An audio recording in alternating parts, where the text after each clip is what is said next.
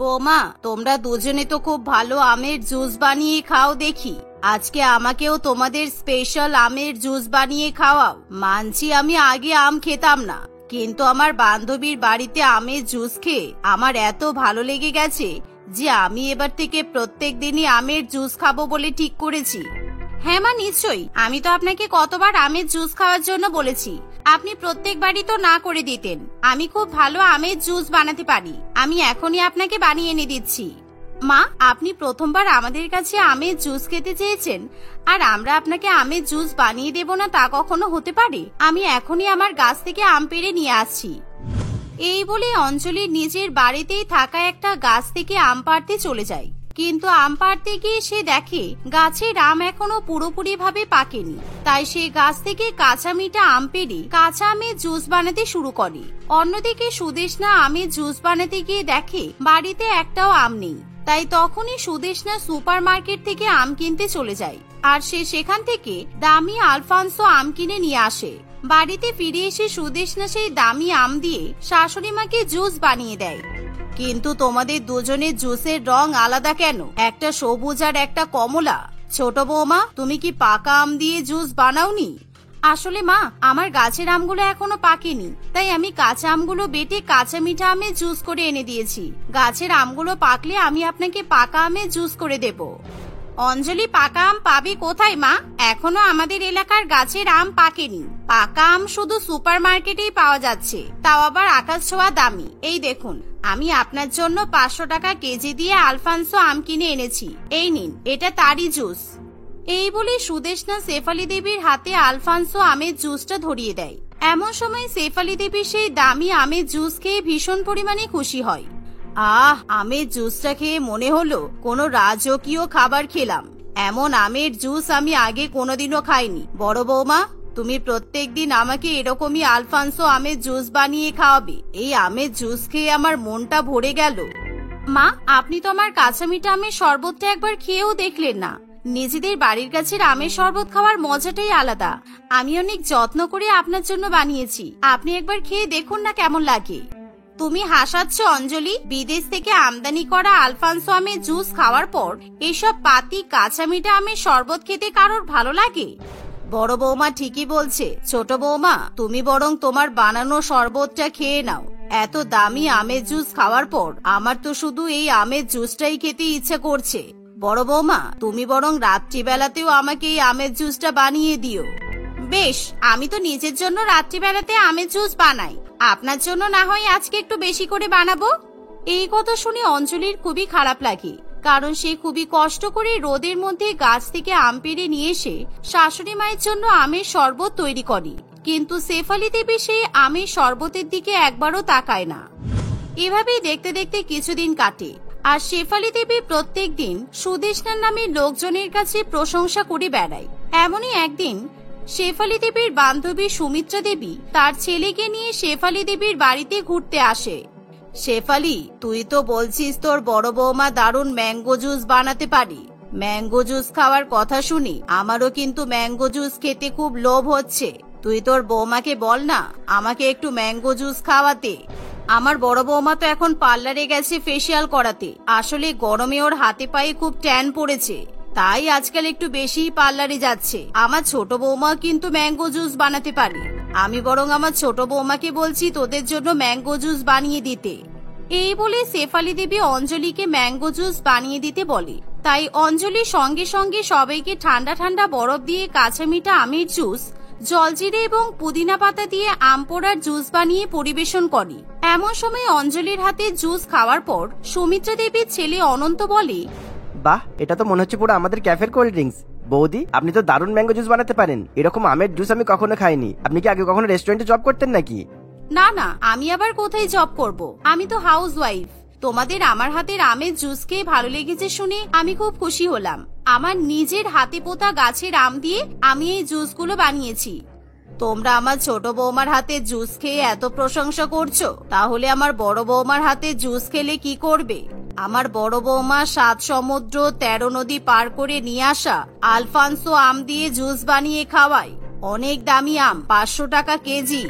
অ্যালফান্সো আমের জুস বানানো এমন কোনো বড় ব্যাপার নয়, যে কোনো রেস্টুরেন্টে গেলেই তো আপনাকে দামি আমের জুস করে দেবে। আসলে আমরা নিত্য নতুন আমের জুস খুঁজি, আর কে সামান্য দেশি আম দিয়ে কতটা ভালো জুস বানাতে পারে সেটাই আসল ব্যাপার। ঠিক এমন সময় সুদেষ্ণা বাড়িতে ফিরে আসে আর সে অনন্তর সব কথা শুনে ফেলে। তাই তখনই সে রান্নাঘরে গিয়ে আলফান্সো আম দিয়ে জুস বানাতে শুরু করে। জুস বানানো হয়ে গেলে পাকা আম কেটে এবং তার উপর একটু দই দিয়ে সে অতিথিদেরকে ম্যাঙ্গো জুস পরিবেশন করে। কিন্তু অনন্ত সুদেষ্ণার ম্যাঙ্গো জুস খাওয়ার পর কোনো কথা বলে না, সে শুধুমাত্র অঞ্জলির ম্যাঙ্গো জুসেরই প্রশংসা করতে থাকে। আসলে আমার একটা রেস্টুরেন্ট আছে, আর কিছুদিনের মধ্যে একটা ক্যাফে ওপেন করবো ভাবছি।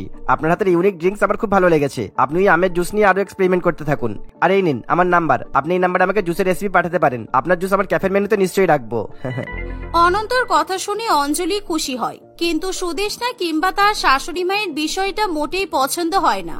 পরের দিন থেকে অঞ্জলি গাছ থেকে একটা করে আম পেড়ে নতুন নতুন কিছু ড্রিঙ্ক বানিয়ে অনন্তকে পাঠাতে থাকে। এভাবেই কিছুদিন কাটে। একদিন, আজকে আমার বাপের বাড়ি থেকে 10 জন লোক আসছে বড় বৌমা, তুমি কিন্তু তোমার স্পেশাল ম্যাঙ্গো জুসটা বানিয়ে রেখো, এই গরমে ওদের ম্যাঙ্গো জুস খেতে খুব ভালো লাগবে।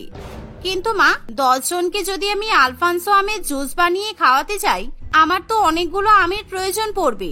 আপনি তো জানেন আলফান্সো আম কতটা দামি। আপনি বরং আপনার ছোট বৌমাকেই বলুন আপনার বাড়ির লোকেদেরকে ম্যাঙ্গো জুস বানিয়ে খাওয়াতে।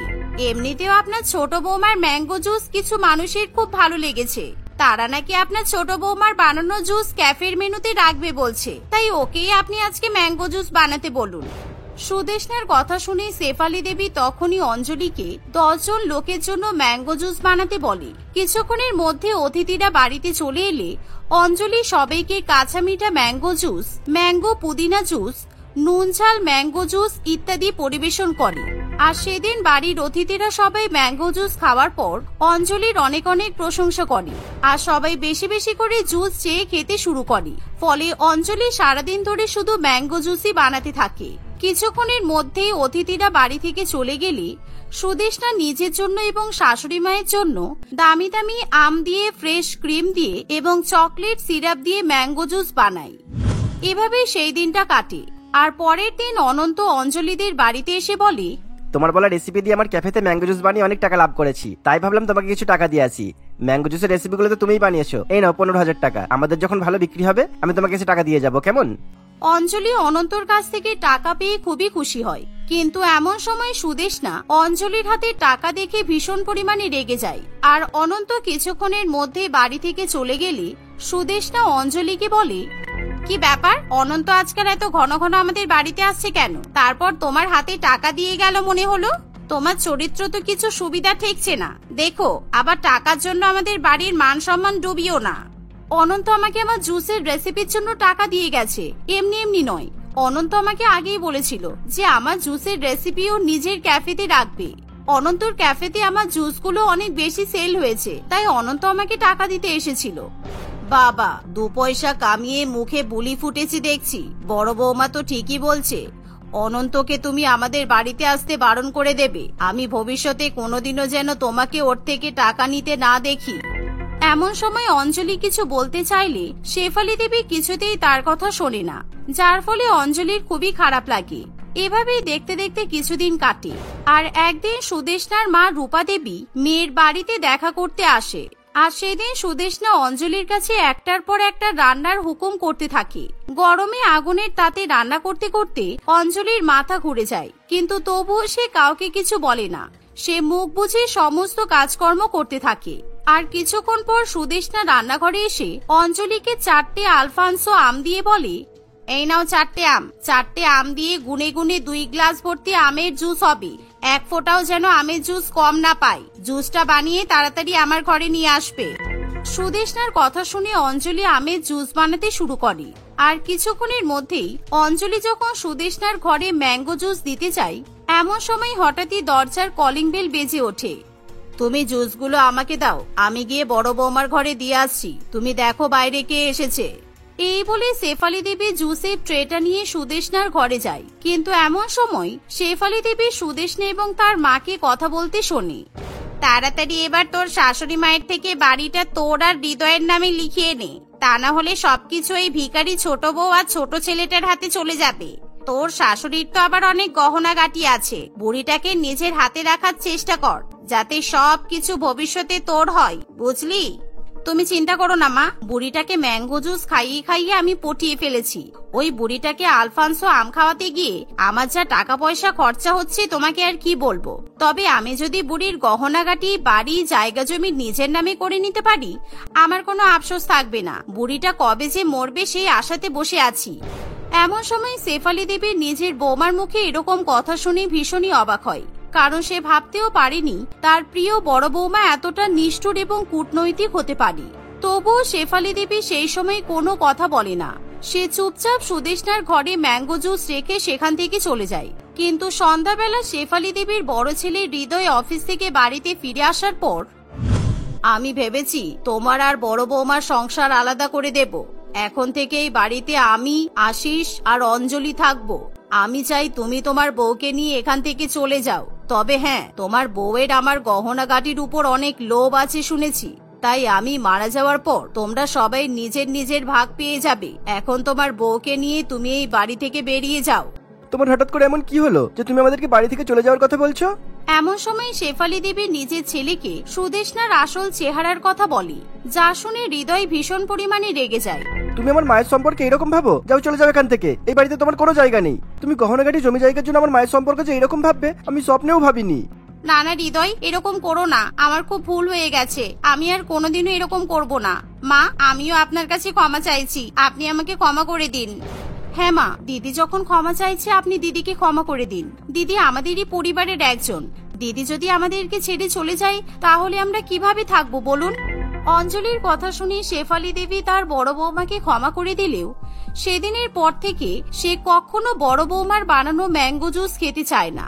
এখন শেফালি দেবী নিজের ছোট বৌমার বানানো কাঁচা মিঠা আমের জুস খায়।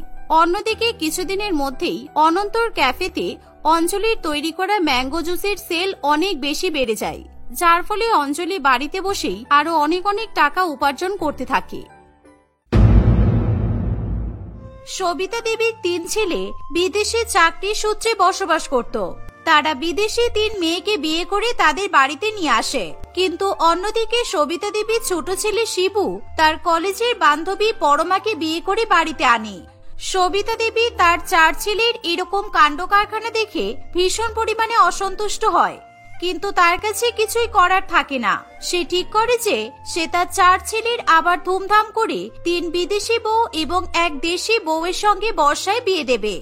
আমি আমার ছেলেদের এত কড়াকড়ি ভাবে মানুষ করেছি, আর সেই জন্যই তারা আমাকে নিজেদের বিয়ের খবর পর্যন্ত দিতে পারেনি। কিন্তু এখন আর কিছু করার নেই, তাই আমি এই বর্ষাকালের শুভ সময় দেখে এদের শুভ বিবাহ সম্পন্ন করব। এই বলে সবিতা দেবী তার 3 ছেলের সঙ্গে 3 বিদেশি মেয়ে সোনিয়া, সোফি ও রনিতার আবার বিয়ে দেয়। অন্যদিকে শিবুর সঙ্গে পরমার 4 হাত এক করে দেয়। তাদের বিয়ের দিন ভীষণ পরিমাণে বৃষ্টি হয়। সেই বৃষ্টি দেখে 3 বিদেশি বউ আনন্দে লাফিয়ে ওঠে, কারণ তারা বিদেশে কখনো এমন ভারী বর্ষণ দেখেনি। ওয়াও, এই ড্রেসের মনসুন কি সুন্দর! আকাশ থেকে কন্টিনিউ জল পড়ে যাচ্ছে। আমি আগে কখনো আমার লাইফে আকাশ থেকে জল পড়তে দেখিনি। চারিদিকে কত জল! আমাদের বিদেশি জলের অভাবে পচে করে টিস্যু পেপার ইউজ করতে হয়। ওখানে যদি এত জল থাকতো তাহলে আমাদেরকে আর টিস্যু পেপার ইউজ করতে হতো না। ইয়েস দিদি, তুমি ঠিক কথা বলেছো। কিন্তু এই বৃষ্টির মধ্যে আমরা এত ভারী ভারী লেহেঙ্গা পরে শ্বশুর বাড়ি কি করে যাব? এখানকার রাস্তায় সো মাচ কাদা। এত কাদা আমি কখনো দেখিনি। রনিতাও তার 2 বিদেশি জায়ের কথাই তাল মেলায়। তাদের সকলের কথা শুনে বিয়ে বাড়িতে উপস্থিত সকল আত্মীয় স্বজন হো হো করে হেসে ওঠে। অন্যদিকে পরমা তার 3 বিদেশি জায়ের এরকম কথা শুনে কিছুতেই পছন্দ করে না। তোমাদের 3 জনকে দেখেছি, দেশীয় সংস্কার সংস্কৃতি সম্বন্ধে তোমাদের কোনো অনুভূতি নেই। তোমরা 3 জনই কি বোকা পাঠা? সকলের সামনে বর্ষা নিয়ে এরকম বোকা বোকা কথা বলে নিজেদেরকেই নিজেরা অপমান করছো। এখন তাড়াতাড়ি চলো, আমাদের সবাইকে বৃষ্টির মধ্যেই শ্বশুর বাড়িতে যেতে হবে। এইভাবে বর্ষার মধ্যে সবিতা দেবী তার 3 বিদেশি বৌমা এবং 1 দেশি বৌমাকে নিয়ে নিজের বাড়িতে যাওয়ার উদ্দেশ্যে বেরিয়ে পড়ে। কিন্তু ঠিক সেই সময় একটা কাণ্ড ঘটে, যা নিয়ে সকলে ভীষণ পরিমাণে চিন্তায় পড়ে। মা, আমরা বিয়ে বাড়ি থেকে কি করে ফিরবো? যা বৃষ্টি হচ্ছে, রাস্তায় চারিদিকে তো জল জমে গেছে। আর এই ভারী বৃষ্টির মধ্যে ড্রাইভার গাড়ি নিয়ে আসবেও না তো বলছে। আর তারপর চারিদিকে কোনো অটো বা রিক্সা কিছুই তো পাচ্ছি না। তাই আমাদের মনে হচ্ছে সবাইকে এবার হেঁটেই বাড়ি যেতে হবে। ও মা, সত্যি আমরা বৃষ্টির মধ্যে হেঁটে হেঁটে বাড়ি যাব? আমার বৃষ্টিতে ভিজতে খুব ভালো লাগে। এই সুযোগে বিয়ের লেহেঙ্গা পরে আমাদের বৃষ্টিতে ভেজা হয়ে যাবে। কি সুন্দর অনুভূতি। চুপ করো, বাচ্চা মেয়েদের মতো এখন বৃষ্টিতে ভেজা হচ্ছে। তারপর শরীর খারাপ হলে তোমাকে কে দেখবে শুনি? তাই সকলে ছাতা মাথায় দিয়ে হাঁটবে। কিন্তু বৃষ্টির মধ্যে হাঁটার কথা তিন বিদেশি বৌমা কিছুতেই মেনে নিতে পারে না। একেই তারা কখনো নিজেদের জীবনকালে এরকম ভারী বিয়ের লেহেঙ্গা পরেনি। তার উপর সেই লেহেঙ্গা পরে বৃষ্টির মধ্যে রাস্তা থেকে হাঁটা তারা কিছুতেই মেনে নিতে পারে না। কিন্তু তাদের কাছে হেঁটে যাওয়া ছাড়া আর কোনো উপায় ছিল না। এর ফলে তারা সকলে মিলে বৃষ্টির মধ্যেই ছাতা মাথায় দিয়ে হাঁটতে শুরু করে। তারা সকলে কোনো মতে শ্বশুর বাড়িতে গিয়ে পৌঁছায়। কিন্তু চার বৌমার ভারী লেহেঙ্গা ভীষণ পরিমাণে কাদা জল লেগে যায়। এও, আমার কি ঘৃণা লাগছে। আমার এত সুন্দর লেহেঙ্গায় কত নোংরা জল লেগে গেছে। আমি আর এক মুহূর্ত এই লেহেঙ্গা পরবো না। এবার থেকে আমি শ্বশুর বাড়িতে মনসুন স্পেশাল হট প্যান্ট আর ক্রপ টপ পরে থাকবো। চলো আমরা সবাই মিলে গিয়ে এই লেহেঙ্গা গুলো খুলে আমাদের বিদেশি জামা কাপড় গুলো পরে নিই। কারণ এরকম রেইন ওয়াটারে ভিজে আমার শরীর খারাপ লাগছে। আর জলে ভিজে লেহেঙ্গা গুলো বেশ ভারী হয়ে গেছে। এই লেহেঙ্গা বেশিক্ষণ পরে থাকা যাবে না।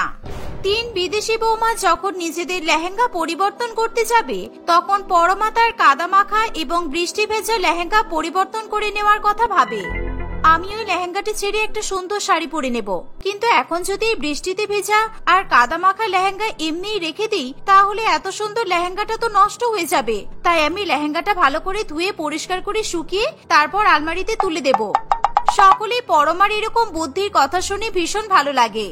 বৌমা, তুমি নিজের লেহেঙ্গাটা ধোয়ার সাথে সাথে আমার তিন বিদেশি বৌমার লেহেঙ্গা গুলো ধুয়ে দিও। কারণ ওরা তো বিদেশি, এসব পদ্ধতি ওরা ভালো করে জানে না। তুমি আমার দেশি বৌমা, তাই এই কাজগুলো তুমিই করবে। শাশুড়ি মায়ের এমন কথা শুনে তিন বিদেশি বৌমা খুবই খুশি হয় এবং যে যার মতো লেহেঙ্গা খুলে পরমাকে সেই লেহেঙ্গা ধোয়ার জন্য দেয়। সকলে নিজের ঘরে গিয়ে বর্ষার মধ্যে শান্তিতে ঘুমিয়ে পড়ে। কিন্তু পরমা রাত্রিবেলা বাথরুমে সকলের ভারী ভারী লেহেঙ্গা কেচে নেয় এবং একটু বৃষ্টি কমলে সেই লেহেঙ্গা ছাদে গিয়ে মেলে দেয়। এভাবে বৃষ্টিতে ভেজার ফলে পরমার ভীষণ পরিমাণে জ্বর চলে আসে। সে কিছুতেই খাট থেকে উঠতে পারে না। কিন্তু পরমার জ্বর থাকা সত্ত্বেও শ্বশুর বাড়িতে প্রথম রান্না করবে বলে সকাল সকাল সে রান্নাঘরে চলে আসে। আজকে আমার চার বৌমা আমাকে বৃষ্টির মধ্যে গরম গরম খিচুড়ি আর পাঁপড় ভাজা রান্না করে খাওয়াবে। যাও ছোট বৌমা, আমার তিন বিদেশি বৌমাকে ঘুম থেকে তুলে রান্না করে নিয়ে এসো। পরমা তার শাশুড়ি মায়ের কথা শুনে তার তিন বিদেশি জায়েদের ঘরে চলে যায়। সে দেখে যে তিনজনেই আরাম করে চাদর চাপা দিয়ে শুয়ে আছে এবং নিজেদের মতো করে ফোন দেখছে। আজকে আমাদের শাশুড়ি মাকে খিচুড়ি আর পাঁপড় ভাজা রান্না করে খাওয়াতে হবে। তাই তোমরা দয়া করে আর শুয়ে থেকো না, তাড়াতাড়ি ঘুম থেকে উঠে পড়ো, না হলে রান্না করতে অনেক দেরি হয়ে যাবে। বর্ষাকালে বেলা বেড়ে গেলে আর রান্না করতে ইচ্ছা করে না। সোনিয়া, সোফি এবং রনিতা তাদের দেশি জায়ের কোনো কথা তোয়াক্কা করে না। তারা তিনজনেই কিছুতেই খাট ছেড়ে উঠতে চায় না। কালকে বৃষ্টি ভিজে আমাদের তিনজনের ভীষণ ফিভার এসেছে। আমরা কেউ রান্নাঘরে যেতে পারবো না। আর এই খিচুড়ি, পাঁপড় ভাজা কি ধরনের খাবার এগুলো? আমাদের বিদেশে যখন স্নোফল হতো তখন আমরা পিৎজা আর নুডলস অর্ডার করতাম। এইসব দেশি খাবার খিচুড়ি আমরা কিছুই খাবো না। পরমা, তুমি বরং আমাদের তিনজনের জন্য এই রেনফলের সিজনে ভালো করে চিকেন স্যুপ আর গার্লিক ব্রেড রান্না করে নিয়ে এসো। ওগুলো খেলে আমাদের তিনজনের শরীরটা ঠিক হবে। যাও, তাড়াতাড়ি যাও। তিন বিদেশি জায়ের মুখে এমন কথা শুনে পরমার ভীষণ খারাপ লাগে। সে বাইরে এসে তার শাশুড়ি মাকে সব কথা বলে। কিন্তু তিন বিদেশি বৌমা টাকা কড়ির দিক থেকে পরমার তুলনায় বেশি সচ্ছল হওয়ায় সবিতা দেবী তার বিদেশি বৌমাদের কথাতে সায় মেলায়। সে তার বিদেশি বৌমাদের আবদারের মতো সমস্ত রান্না বান্না পরমাকেই করতে বলে। কিন্তু পরমা কোনোদিনও বিদেশি রান্না না করায় সে ভীষণ পরিমাণে চিন্তায় পড়ে। ওরা কিসব ইংরেজিতে যেন বলল।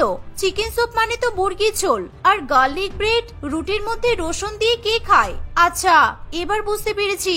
বৃষ্টির মধ্যে রসুন যদি খাওয়া যায় তাহলে মা বলতো যে শরীর তাড়াতাড়ি ঠিক হয়ে যায়। তাই জন্যই ওরা বোধহয় রুটি দিয়ে রসুন খাবে। এই বলে পরমা তাড়াতাড়ি করে বর্ষার মধ্যে বাঙালি মুরগি ঝোল এবং ভাত রান্না করে। সেই সাথে সে গরম গরম রুটির মধ্যে রসুন কুচি লাগিয়ে দেয় এবং সেই রুটি গ্যাস ওভেনে সেঁকে নেয়। সকলে ডাইনিং টেবিলে খেতে আসলে পরমা সেই রান্নাগুলো সকলকে পরিবেশন করে। পরমার এরকম রান্না দেখে 3 বিদেশি বৌমা ভীষণ পরিমাণে রেগে যায়। তারা কিছুতেই এই সমস্ত খাবার খেতে চায় না। ইস, এসব তুমি কি আজেবাজে খাবার রান্না করেছো? এরকম চিকেনের ঝোল আর তার উপর সাধারণ রুটির মধ্যে গার্লিক দিয়েছো। তোমাকে চিকেন স্যুপ আর গার্লিক ব্রেড করতে বলা হয়েছিল। এসব ফুডের ব্যাপারে তোমার যদি নলেজ না থাকে তাহলে তুমি ইউটিউব থেকে শিখে নিতে পারতে। অশিক্ষিত মেয়ে একটা। সত্যি বৌমা, তুমি দেখছি কিছুই জানো না। রসুন কুচি দিয়ে রুটিগুলোকে ভরিয়ে রেখে দিয়েছে। আমার 3 বিদেশি বৌমা এসব খাবার খাবে না। তুমি যদি খেতে পারো তো খাও, আর না হলে খাবারগুলো ফেলে দাও। সোফি, আমরা এই রেনি সিজনে অনলাইনে ফ্রেঞ্চ ফ্রাই আর পিৎজা অর্ডার করে খেয়ে নেব চল। কারণ এইসব ফালতু দেশি খাবার আমাদের পেটে সহ্য হবে না, আর এসব খেলে আমাদের জ্বরও ঠিক হবে না। তুমি বলার আগেই আমি আমাদের জন্য এই সমস্ত ফুড অনলাইনে অর্ডার করে দিয়েছি, তাই তুমি চিন্তা করো না। এক্ষুনি ডেলিভারি বয় এসে খাবার দিয়ে যাবে, আর আমরা রেনি সিজন এনজয় করতে পারবো। এভাবে দেখতে দেখতে কিছুদিন কাটে। বৃষ্টির পরিমাণ দিনের পর দিন আরো বাড়তে থাকে, কিন্তু সেই বৃষ্টির মধ্যে দেশি বৌমা বাড়ির সমস্ত কাজ করলেও 3 বিদেশি বউ নিজেদের মহারানী মনে করে এবং তারা বাড়ির কোনো কাজই করতে চায় না। তারা কেবলমাত্র বৃষ্টির মধ্যে ছাতা নিয়ে শপিং করতে বেরিয়ে পড়ে। কখনো কখনো আবার তারা সিনেমা দেখতে চায়, কিংবা মাঝে মাঝে তারা বৃষ্টিতে ছাদে গিয়ে ছাতা টাঙিয়ে বসে থাকে। একদিন সবিতা দেবী বলে, আমার পাড়া প্রতিবেশী সমস্ত মহিলারা আমার 4 বৌমাকে দেখার জন্য খুবই আগ্রহী হয়ে আছে। আর প্রত্যেকবার বর্ষাকালে আমি আমার বান্ধবীদেরকে বাড়িতে ডেকে ছোটখাটো একটা খাওয়া দাওয়ার আয়োজন করি। তাই আজকে সন্ধ্যাবেলা আমি সেই আয়োজনটাই করেছি। হ্যাঁ, সেসব ঠিক আছে, কিন্তু আপনি যে বললেন আপনার পাড়ার সমস্ত বান্ধবীরা আসবে, কিন্তু এতজনের রান্না তো আমাদের 3 বিদেশি বউয়ের পক্ষে করা সম্ভব হবে না। আমরা যে সমস্ত খাবার খাই সে সমস্ত খাবার তো আপনার বান্ধবীরা খাবে না। হ্যাঁ, আমি ভালো করে জানি, আর সেই কারণেই আমি পরমাকে বলে দিয়েছি এই বৃষ্টির মধ্যে আমার বান্ধবীদের জন্য আলুর পকোড়া, গোল গোল করে বেগুন ভাজা, খিচুড়ি, পোলাও, মটন কষা, ইলিশ মাছ আর চিংড়ি মাছের পাতুরি রান্না করবে। এত সব রান্না করার কথা শুনে পরমা ভীষণ পরিমাণে ভয় পায়, কারণ সে এর আগে আর কখনো একা হাতে এত রান্না কারোর জন্যই করেনি। কিন্তু তার শাশুড়ি মা তার কোনো কথা শুনতে চায় না। সে সব রান্নার দায়িত্ব পরমার উপর চাপিয়ে দেয়। পরমা রান্নাঘরে গিয়ে কোনো মতে সব রান্না করা শুরু করে। দেখতে দেখতে সন্ধ্যা নেমে আসে এবং পরমা ধীরে ধীরে সব রান্না সেরে ফেলে। কিছুক্ষণের মধ্যে বৃষ্টি আরো জোরালো হয় এবং সেই বৃষ্টির মধ্যে সবিতা দেবীর বান্ধবীরা মাথায় ছাতা দিয়ে নিমন্ত্রণ খেতে উপস্থিত হয়। ওপ সবিতা, বাইরে একেবারে মুষলধারে বৃষ্টি হচ্ছে।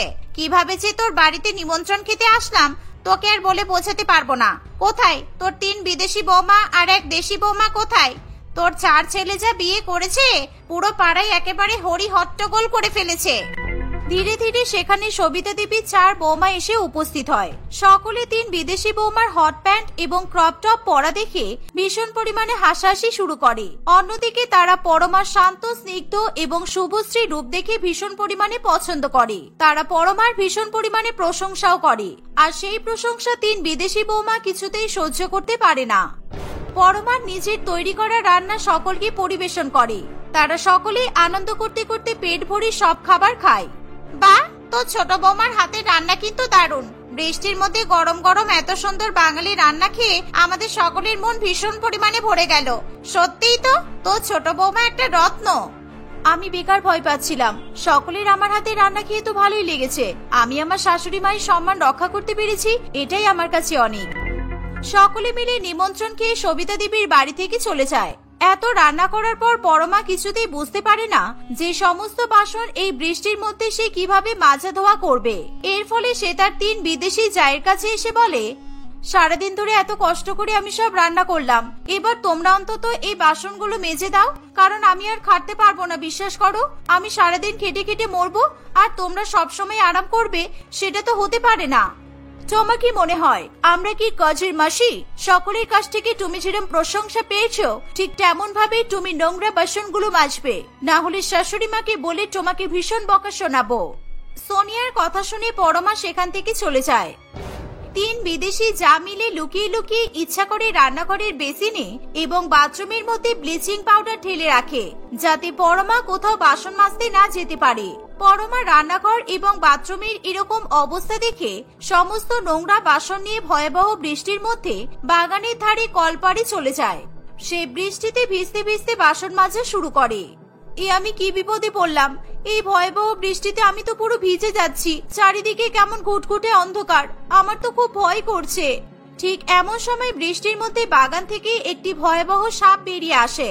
অন্ধকারে পরমার অজান্তেই সেই সাপ তার পায়ে কামড় দেয়। পরমা এক ভয়াবহ চিৎকার করে বৃষ্টির মধ্যেই বাগানে লুটিয়ে পড়ে। এমন চিৎকার শুনে বাড়ির সকলে বাগানে দৌড়ে আসে। তারা ছোট বউয়ের এরকম অবস্থা দেখে ভীষণ পরিমাণে ভয় পেয়ে যায়। পরমার পাশ থেকে একটি ভয়াবহ বিষাক্ত সাপ বাগানের মধ্যে ঢুকে যেতে দেখে। তিন বিদেশি যা এরকম সাপ দেখে প্রায় অজ্ঞান হয়ে পড়ার মতো অবস্থা হয়। শিবু সেই মুহূর্তে তার বউকে নিয়ে হসপিটালে পৌঁছায়।